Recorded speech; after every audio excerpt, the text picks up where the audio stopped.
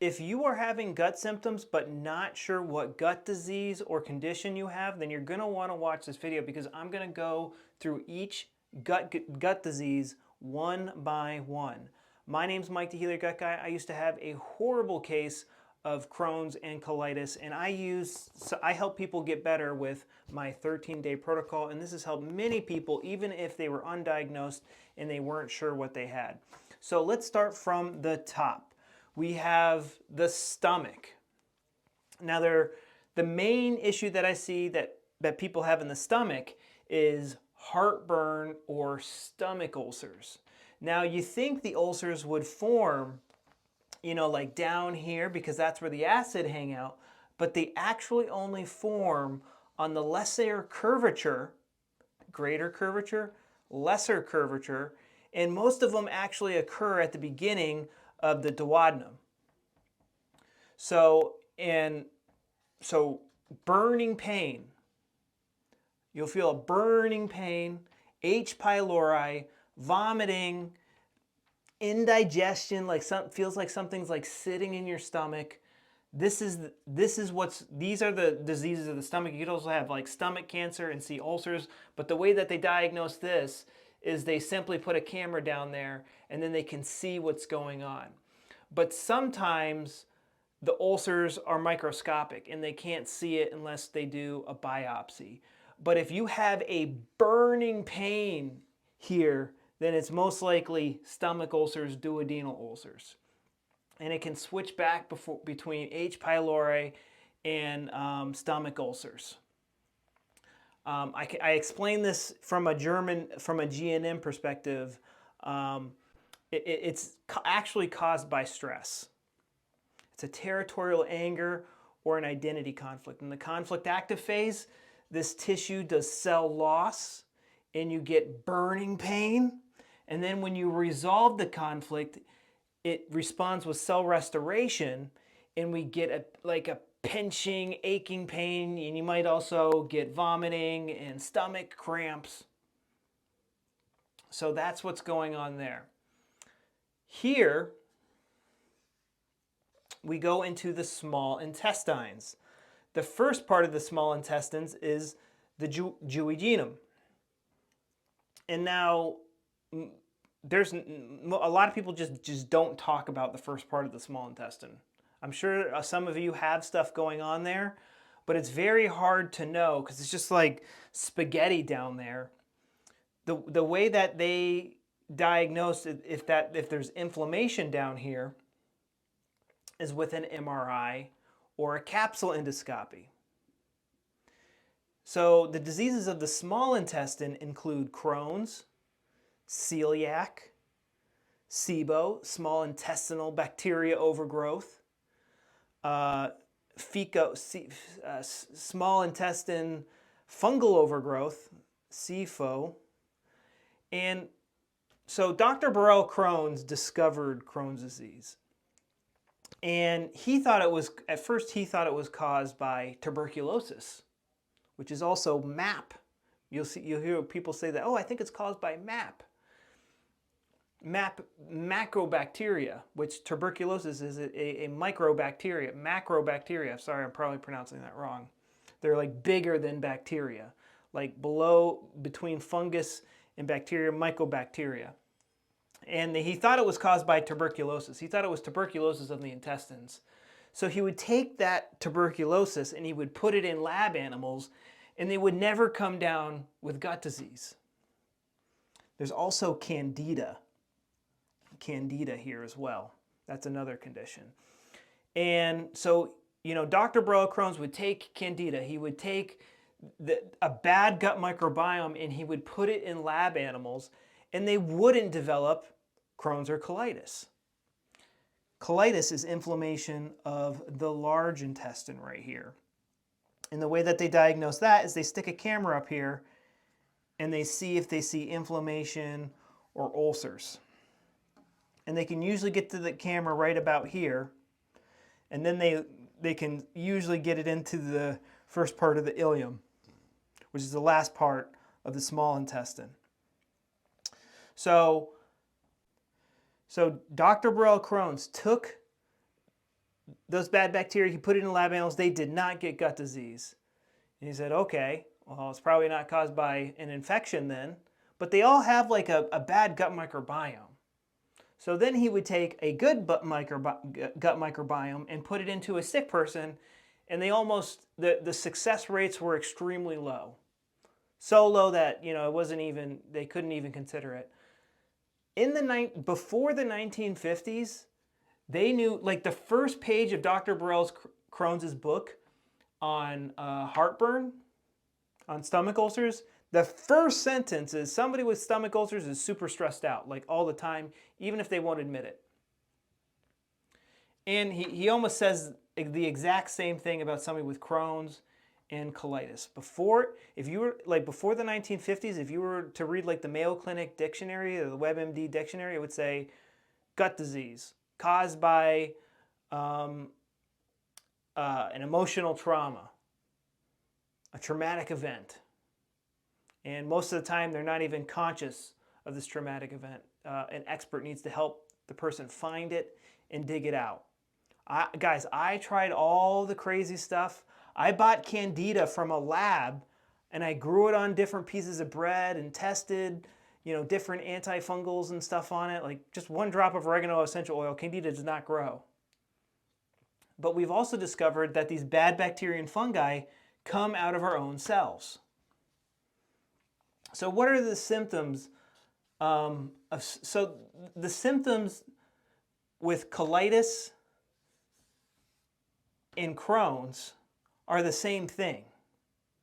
Diarrhea, constipation, bloating, gas, pain. It's hard to tell from the symptoms whether you have colitis or Crohn's. Don't get me started with the term Crohn's disease, because the way that I use the term Crohn's disease is somebody with inflammation in the small intestine. And Dr. Burrell Crohn's actually wanted to call it regional ileitis. We also have another condition called BAM, or bile acid malabsorption. And it's actually not the bile not being able to get absorbed.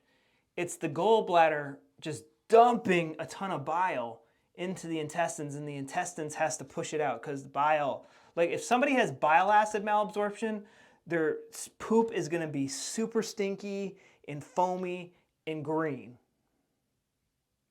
Whereas somebody who has like diarrhea from Crohn's or colitis, if the ulceration is bad enough, it might be bloody and mucousy.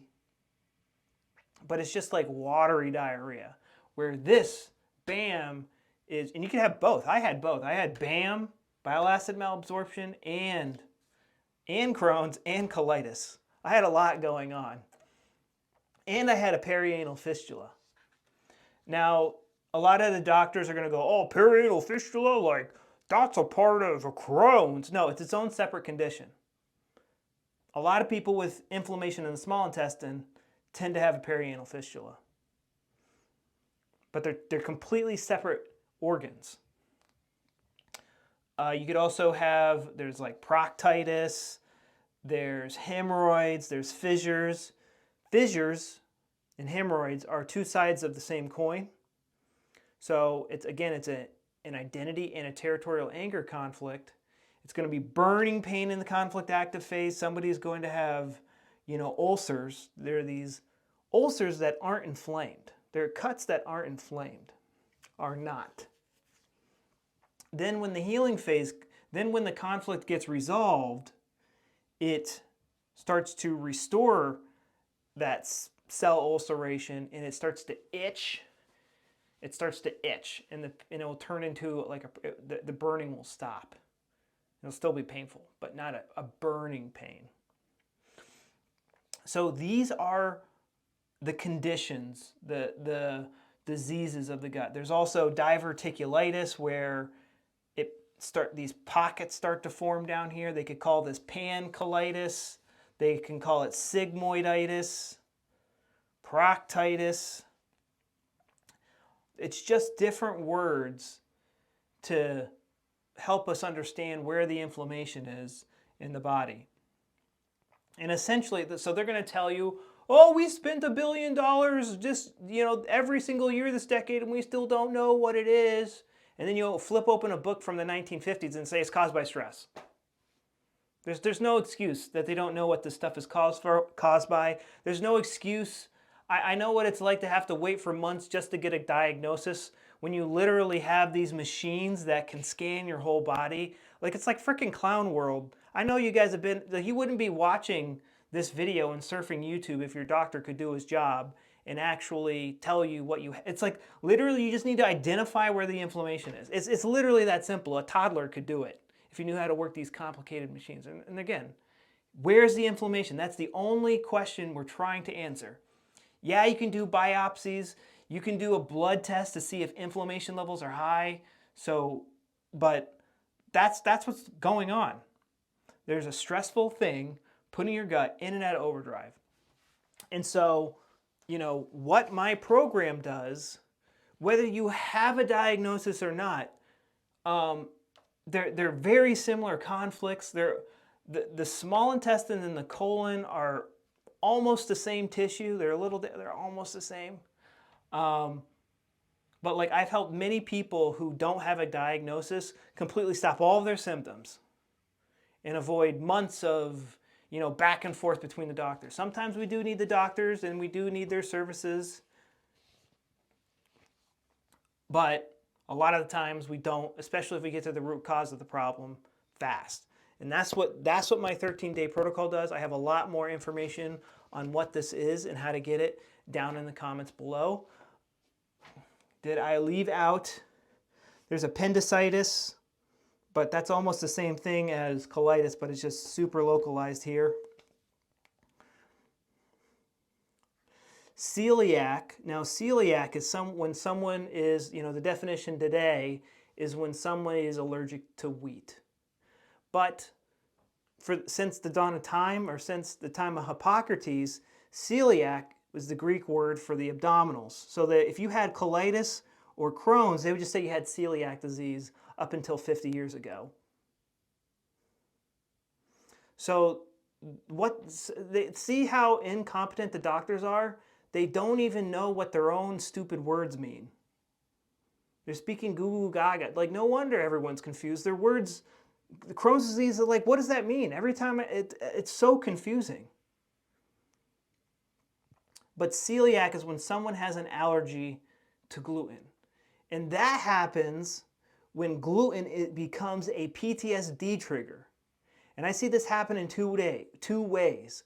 One, let's say somebody's going through a breakup, and as the person's getting broken up with, they get slapped in the face with a piece of bread. Now the bread is part of that conflict shock. Or somebody sees blood in the toilet for the first time, and then they run online and they watch a holistic YouTube video that says gluten's bad for you, and they go, oh my God, I just had toast. Gluten's bad for me.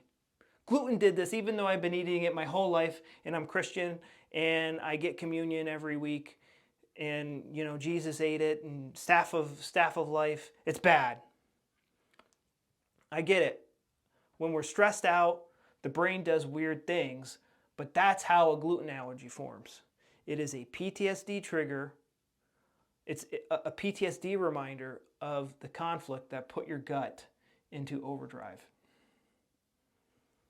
Go check out the sales page for my 13-day protocol is better than most people's programs you'll pay $3,000 for. And then they make you pay $500 a month for their stupid supplements that don't do anything. Check it out.